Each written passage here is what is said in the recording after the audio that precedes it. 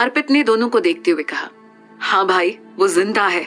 रुद्राक्ष ने फैक्ट्री को ब्लास्ट करने से पहले रेहान भाई को वहां से निकाल लिया था और अब रेहान उसकी कैद में है। रुद्राक्ष आज तक उन्हें टॉर्चर करता आ रहा है और उनसे आपके बारे में पूछ रहा है। रुद्राक्ष को इस बात पर यकीन है कि आप जिंदा हैं।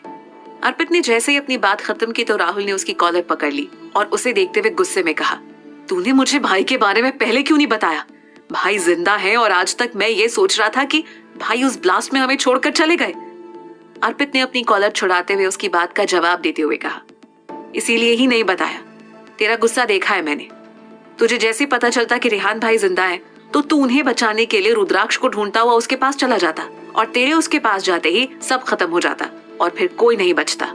फिर हम सब एक एक करके मारे जाते। राहुल ने फिर गुस्से में कहा, अर्पित तेरे एक झूठ की वजह से भाई। अर्पित उसे बीच में टोकते हुए बोला, हाँ, मेरे एक झूठ की वजह से ही हम सब जिंदा हैं आज। कियान दोनों को आपस में लड़ते हुए देख रहा था। तभी उसने अपनी कोल्ड वॉइस में कहा, स्टॉप बोथ ऑफ यू। उसके ये कहते हुए ही दोनों एक दूसरे से अलग हुए। कियान ने अर्पित की तरफ देखा और उसी टोन में कहा, कहाँ रखा है उसने रेहान को? अर्पित ने उसे देखते हुए कहा, ये तो नहीं पता भाई, पर हाँ, एक शख्स है जो हमें रेहान भाई तक पहुंचा सकता है। राहुल ने जल्दी से पूछा, कौन है वो? अर्पित उसे देखते हुए बोला, गुरु। गुरु ही हमें रेहान भाई तक पहुंचा सकता है। राहुल ने फिर सवाल किया, मुझे बता गुरु कहाँ मिलेगा? उसके पूछने पर अर्पित ने कहा, अपने आदमियों को मैंने उसके पीछे लगाया है, जल्दी ही उसकी लोकेशन हमारे पास होगी। फिर राहुल ने कियान की तरफ देखते हुए उसे पूछा, हम मुंबई कब जाएंगे? कियान ने सोचते हुए कहा, अभी नहीं, पहले हम रेहान को वापस ले आए, उसके बाद ही हम मुंबई जाएंगे। कियान अपनी बात कहकर चला गया। उसके जाने के बाद अर्पित ने राहुल को देखते हुए कुछ कहना चाहा, पर तभी राहुल उसे इग्नोर करके चला गया। अर्पित ने दोनों हाथ अपनी कमर पर रख लिए और जाते हुए राहुल को देखते हुए कहा, साला अब ऐसी नौटंकी करेगा और मैं इसका मजनू बनकर इसे मनाता फिरूंगा।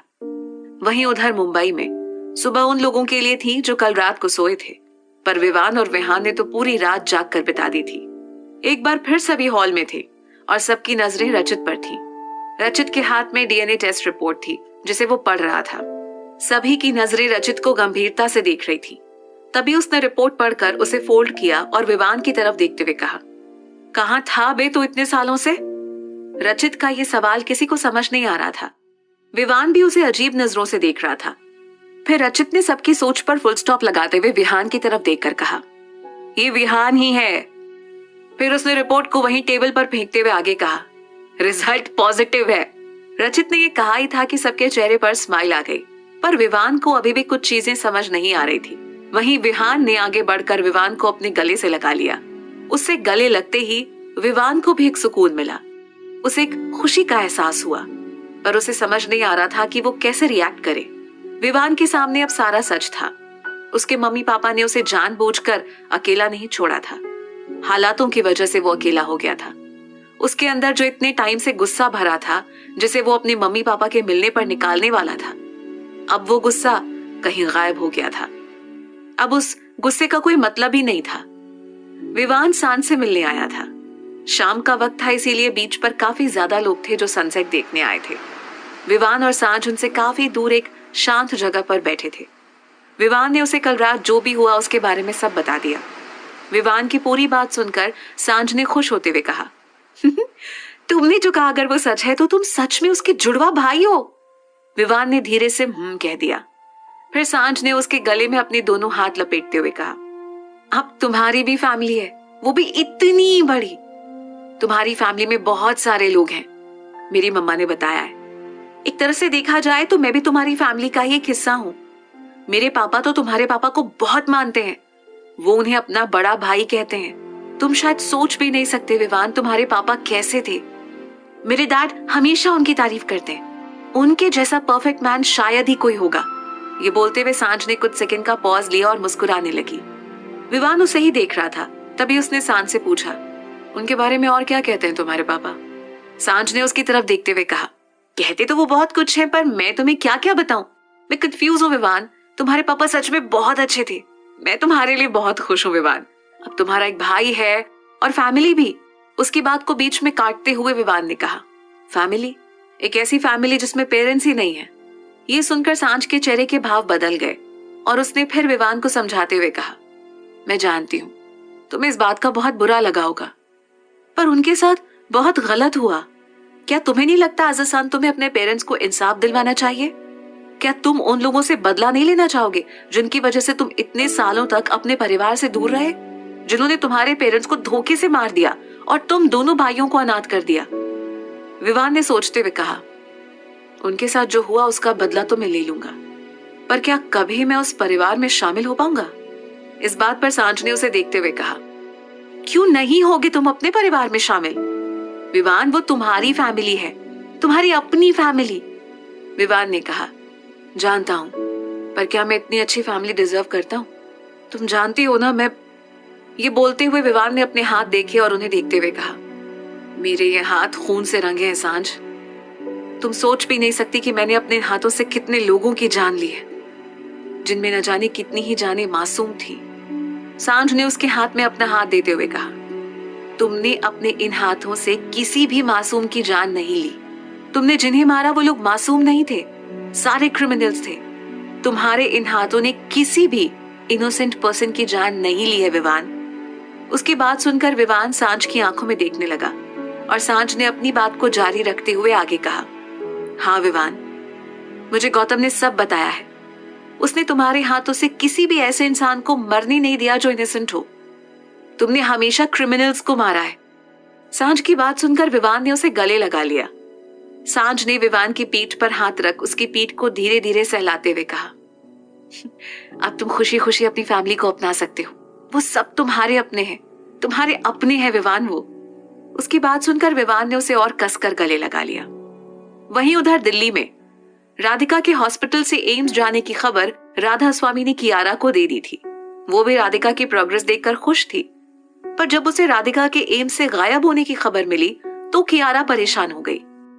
रामास्वामी इसी बारे में कियारा मल्होत्रा से बात कर रहे थे और तभी रामास्वामी ने कॉल पर बात करते हुए कियारा मल्होत्रा से कहा, अयो मैडम, मैं आपको क्या बताती। आज जब मैं राधिका से मिलने हॉस्पिटल गई तो पता चला कि राधिका चला गया। ये सुन कियारा ने कॉल पर गुस्से में कहा, राधिका चली गई? वो कहाँ चली गई? मिस्टर रामास्वामी, हमने बहुत भरोसे के साथ आपको राधिका की जिम्मेदारी दी थी। रामास्वामी कियारा को समझाते हुए बोले, अयो आई नो मैडम, मैं जानती, पर मैं क्या करती। जब मैं राधिका से मिलने गई तो उससे 2 दिन पहले राधिका अपने पति के साथ चला गया। बहुत पता किया पर कुछ पता नहीं चला कि वो किधर गया। कियारा ने चौंक कर कॉल पर पूछा, राधिका का पति? क्या उसके पति ने उसे ढूंढ लिया? कौन है उसका पति? क्या नाम है उसके पति का? रामास्वामी बोले, ये तो मेरे को पता नहीं मैडम, मैंने पता की, पर राधिका के पति के बारे में कुछ पता नहीं चली। ओके मिस्टर रामास्वामी, हम आपसे बाद में बात करते हैं। ये बोलते हुए कियारा ने कॉल कट कर दिया और सोचते हुए उसने खुद से कहा, ऐसा कैसे हो सकता है। उधर विला में झरना विहान के रूम में थी। विहान का सिर उसकी गोद में था और झरना हल्के हाथों से उसके सिर को सहला रही थी। तभी विहान ने उसे पूछा, क्या वो हमारे साथ रहने के लिए तैयार होगा? झरना ने कहा, अरे वो आप लोगों के साथ रहने के लिए क्यों नहीं तैयार होंगे? आप लोग उनकी फैमिली है, भला कोई अपनी फैमिली से दूर रहता है क्या? विहान ने फिर कहा, पर उसकी आंखों में मैंने खालीपन देखा है। झरना ने विहान को समझाते हुए कहा, अब थोड़ा बहुत तो उन्हें अजीब लगेगा ही। जो इंसान इतने टाइम से खुद को अनाथ समझ रहा हो, अचानक से उसकी फैमिली मिल जाए, वो भी इतनी अच्छी और ऊपर से इतनी पावरफुल, तो सारी बातों को समझने में और उन्हें एक्सेप्ट करने में थोड़ा टाइम तो लगेगा ही। विहान ने उसे देखा तो झरना फिर उसे समझाते हुए बोली, फैमिली की वैल्यू उन्हें सबसे ज्यादा पता होती है जिनके पास फैमिली नहीं होती है। तो तुम देखना हीरो, तुम्हारी कार्बन कॉपी अपनी फैमिली को छोड़कर कहीं नहीं जाएंगे। ये कहते हुए झरना के चेहरे पर स्माइल थी। वहीं जब विवान विला वापस आया तब तक रात हो चुकी थी। सब खाना खाकर अपने रूम में थे, पर आशु और विहान दोनों ही उसके आने का इंतजार कर रहे थे। जब काफी देर तक विवान नहीं आया तो विहान को लगा शायद वो उन्हें छोड़कर चला गया है। उसने अपना फोन लिया और नंबर डायल करने लगा, पर तभी कदमों की आहट सुनकर विहान रुक गया। उसने सामने देखा तो विवान अंदर आ रहा था, पर उसके साथ कोई और भी था। विवान गौतम के साथ आ रहा था। विहान और विवान दोनों को देखकर गौतम को अपनी आंखों पर विश्वास ही नहीं हो रहा था, और तभी गौतम ने खुद से सवाल किया, क्या ये दोनों एक दूसरे के कार्बन कॉपी है? विवान ने गौतम को विहान और आशु से इंट्रोड्यूस करवाया। फिर आशु सबके लिए खाना सर्व करने लगी। स्वाति भी अब तक नीचे आ गई थी। उसे भी विवान की चिंता हो रही थी। आखिर वो दोनों थे तो उसकी बेस्ट फ्रेंड के ही बेटे। विवान, विहान और गौतम तीनों खाना खा रहे थे।